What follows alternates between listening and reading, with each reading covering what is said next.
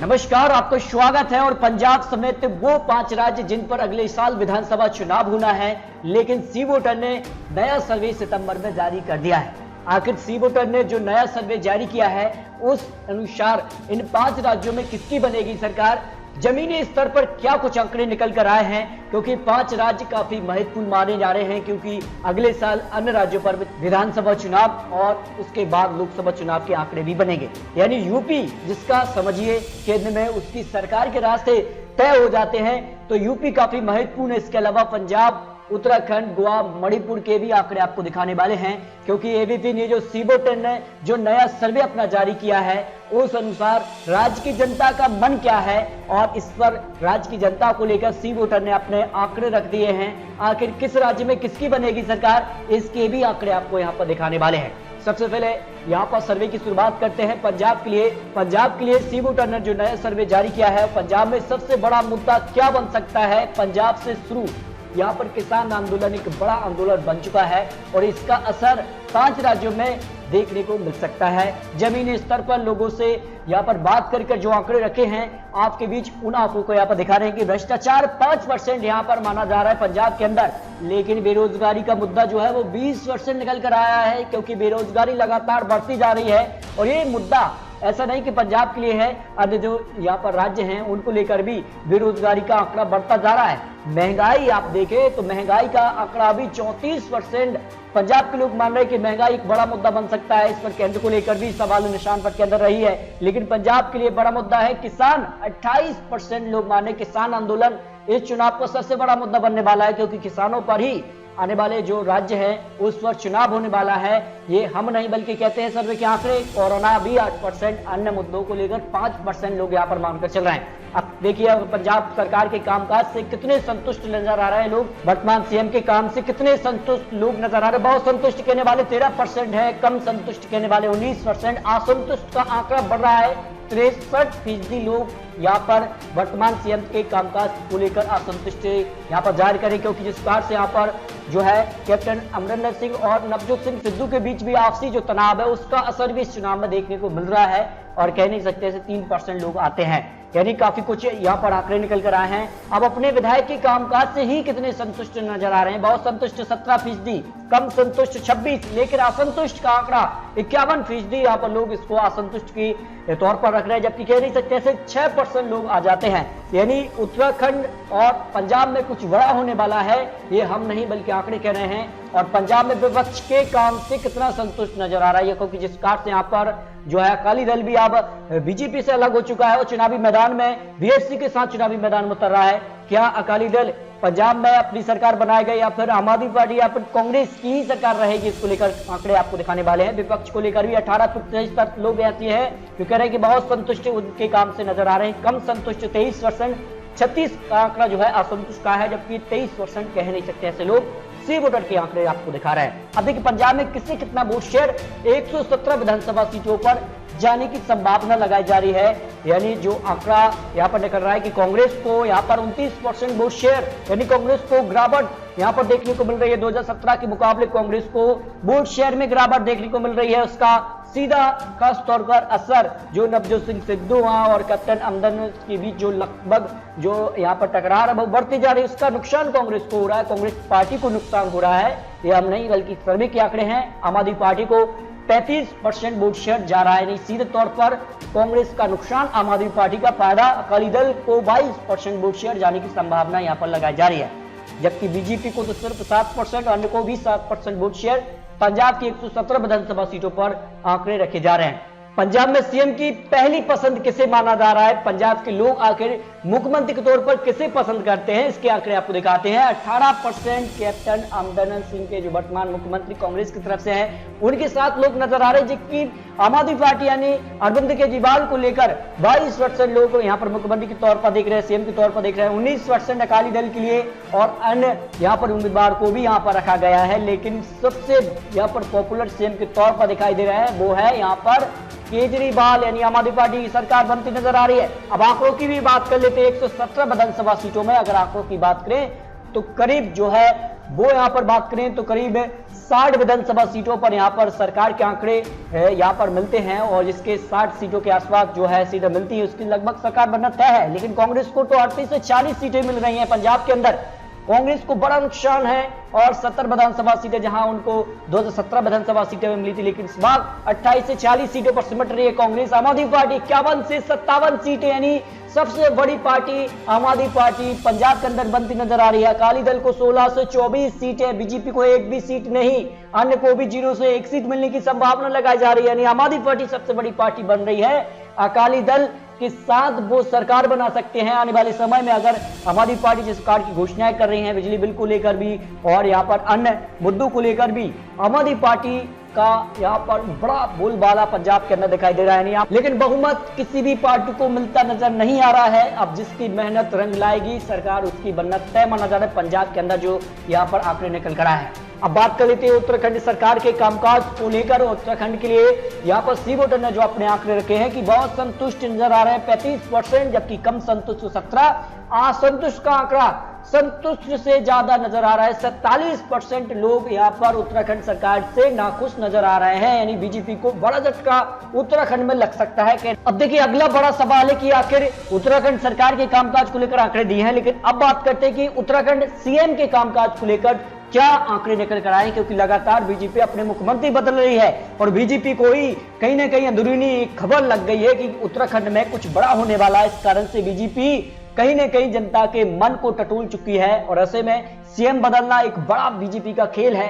क्या सीएम बदलने से बीजेपी उत्तराखंड में अपनी सरकार बचा लेगी? नहीं, इस पर सी वोटर के आंकड़े आपको दिखाने वाले हैं। लेकिन बात करते हैं कि उत्तराखंड सीएम के कामकाज को लेकर कितने लोग यहाँ पर संतुष्ट या असंतुष्ट नजर आ रहे हैं। बहुत संतुष्ट कहते हैं 36%, कम संतुष्ट 11, असंतुष्ट का आंकड़ा भी 36% है और बीजेपी कहीं ना कहीं इस बात को समझ चुकी है और कह नहीं सकते ऐसे 17% लोग यहाँ पर उत्तराखंड सीएम के कामकाज को लेकर आंकड़े रखे हैं। अब देखिए उत्तराखंड में सबसे बड़ा मुद्दा क्या हो सकता है? भ्रष्टाचार 9%, लेकिन बेरोजगारी एक बड़ा मुद्दा है।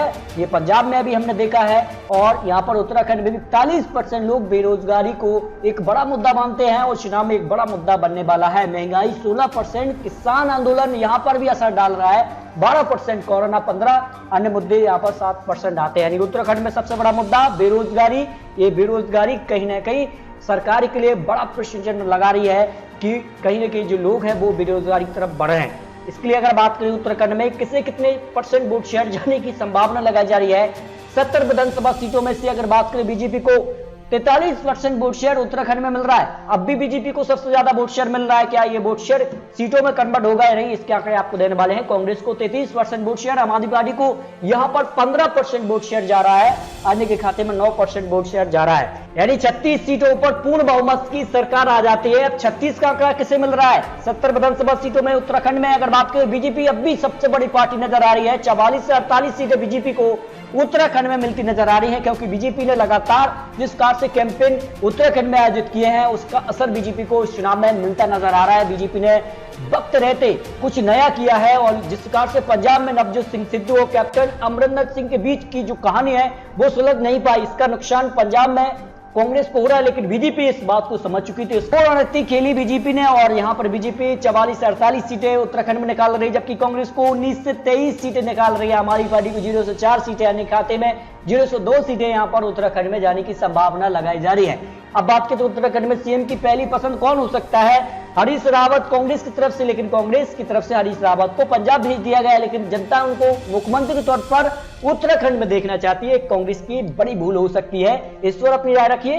पुष्कर धामी को 23% लोग मान रहे हैं मुख्यमंत्री के तौर पर, एल बालूनी को यहाँ पर करीब 19%, कर्नल कोटियाल को 10%, यहाँ सतपाल महाराज को भी 4% लोग मुख्यमंत्री के तौर पर देखना चाह रहे हैं। अन्य के जो मुख्यमंत्री रहे हैं पार्टी से उनको भी 14% मुख्यमंत्री के तौर पर जनता यहाँ की देखना चाहती है। अब बात करते हैं गोवा में किसको कितनी सीटें और गोवा में किसकी सरकार बनने वाली, इस बार क्या पूर्ण बहुमत की सरकार बनेगी या नहीं, इसको लेकर सी वोटर के आंकड़े क्या कहते हैं? गोवा में किसके पास कितने वोट शेयर इस वक्त दिखाई दे रहे हैं। 40 विधानसभा सीटों में 21 विधानसभा सीटों पर पूर्ण बहुमत की सरकार आती है। बीजेपी को करीब 39% वोट शेयर गोवा के अंदर मिलता नजर आ रहा है, जिस कारण से गोवा के लिए पंचायत निकाय चुनाव में भी बीजेपी का बोलबाला रहा था। गोवा में बीजेपी को मिलता नजर आ रहा है। गोवा में करीब 39% वोट शेयर बीजेपी के पक्ष में, जबकि कांग्रेस को 15% वोट शेयर, आम आदमी पार्टी को यहां पर 22% वोट शेयर। आम आदमी पार्टी यहां पर थोड़ी सक्रिय जरूर रही है, लेकिन क्या इतनी सक्रिय कि वो गोवा में अपनी सरकार बना ले, इसको लेकर आंकड़े अन्य के 24% वोट शेयर जाने की संभावना सी वोटर ने लगाई है।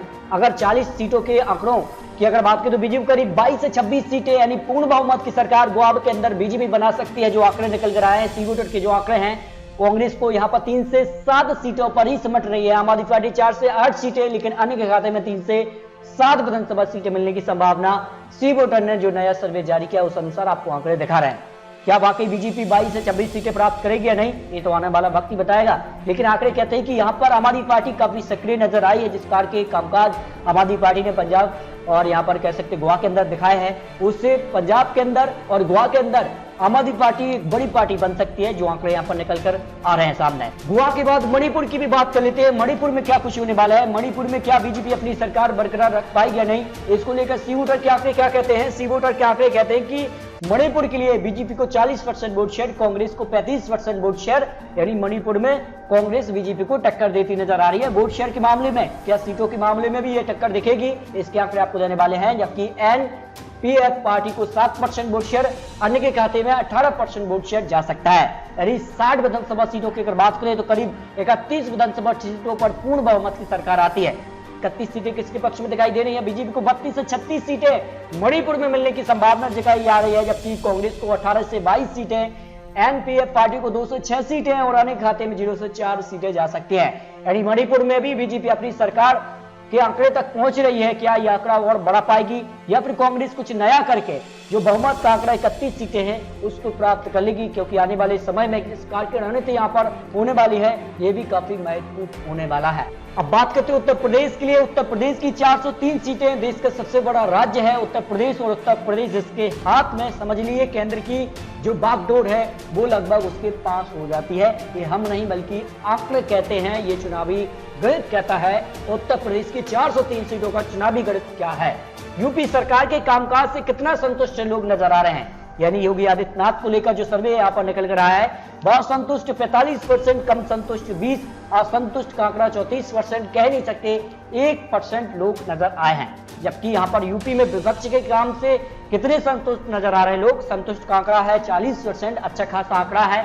कम संतुष्ट 20%, अगर संतुष्ट और असंतुष्ट को आंकड़ा अगर कन्वर्ट किया जाए तो 60% है। असंतुष्ट यहाँ पर 34% नजर आ रहे हैं, कह नहीं सकते ऐसे 6% लोग आते हैं।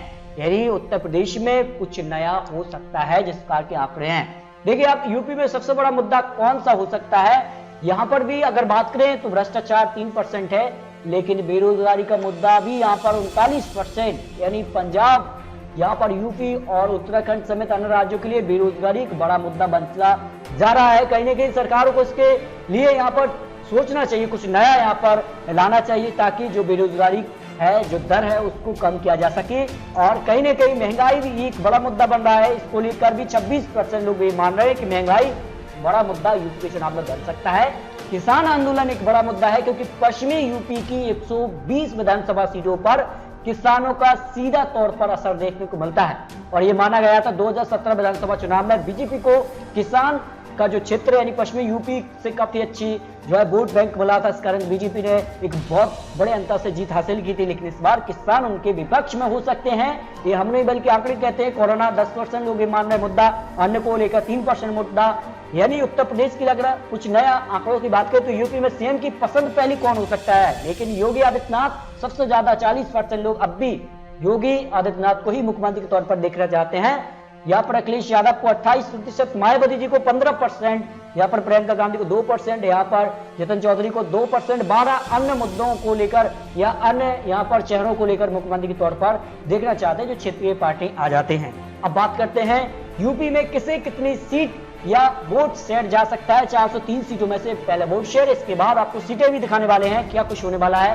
बीजेपी प्लस कुछ अन्य उनके गठबंधन को 42% वोट शेयर जा रहा है। समाजवादी पार्टी प्लस क्षेत्रीय जो पार्टी उनके साथ गठबंधन में आ रही हैं और लगभग गठबंधन को स्वरूप यहाँ पर समाजवादी तय कर चुकी है। उसको 30% वोट शेयर, बीएसपी को 16% वोट शेयर, कांग्रेस को 5% वोट शेयर, अन्य के खाते में तो 7% वोट शेयर, यानी अन्य से भी कम यहाँ पर कांग्रेस को वोट शेयर मिल रहा है। क्या कुछ होगा इसके आंकड़े आपको देते हैं। देखिए यहाँ पर बात करें तो जो सी वोटर ने आंकड़े रखे हैं, इस अनुसार जो नया सर्वे यहाँ पर जारी है, ओपिनियन पोल आंकड़ा निकल कर आया है, इसमें अगर बात करें बीजेपी को 259 से 267 सीटें, यानी जो 202 सीटों का पूर्ण बहुमत की सरकार आती है, उसके आंकड़े से बीजेपी करीब 50 से ज्यादा सीटें यहाँ पर निकाल रही है। हालांकि 2017 विधानसभा चुनाव से कम सीटें बीजेपी को जरूर मिल रही हैं, लेकिन इतनी सीटें हैं कि वो सरकार में वापसी कर ले। जबकि समाजवादी पार्टी को नुकसान नहीं हो रहा है, फायदा हो रहा है, लेकिन इतना फायदा नहीं है कि वो सरकार के आंकड़े तक पहुंच जाए। 109 से 117 विधानसभा सीटों पर ही यहाँ पर जीत मिलने का अनुमान यहाँ पर सी वोटर ने लगाया, जबकि बीएसपी को 12 से 16 सीटें, सबसे ज्यादा नुकसान बीएसपी को इस चुनाव में होता नजर आ रहा है, जो सी वोटर ने आंकड़े रखे हैं। कांग्रेस को 3 से 7 विधानसभा सीटों पर जीत मिल रही है, अन्य को 6 से 10 विधानसभा सीटों पर ही जीत मिल रही है। यानी समाजवादी पार्टी बीजेपी को टक्कर देती जरूर नजर आ रही है, लेकिन इतना नहीं कि वो सरकार के आंकड़े तक पहुंच जाए। ये के लिए तो चुनावी आंकड़े, चुनावी अनुमान है। एबीपी ने जो सी वोटर ने जो नया सर्वे जारी किया है, उसके आंकड़े आपको जरूर किए हैं। लेकिन आपको बता दें कि मणिपुर में बीजेपी अपनी सरकार बना रही है, लेकिन कांग्रेस यहाँ पर टक्कर देती नजर आ रही है। गोवा में बीजेपी एक तरफा सरकार बन रही है, और यहाँ पर बात करें तो कहीं ना कहीं पंजाब में आम आदमी पार्टी सरकार बना सकती है, कांग्रेस को बड़ा नुकसान हो सकता है। जबकि यहाँ पर बात करें उत्तराखंड में बीजेपी सरकार बना रही है आराम से, जबकि उत्तर प्रदेश सबसे बड़ा राज्य देश के लिए, उसमें भी बीजेपी अपनी सरकार बनाती नजर आ रही है।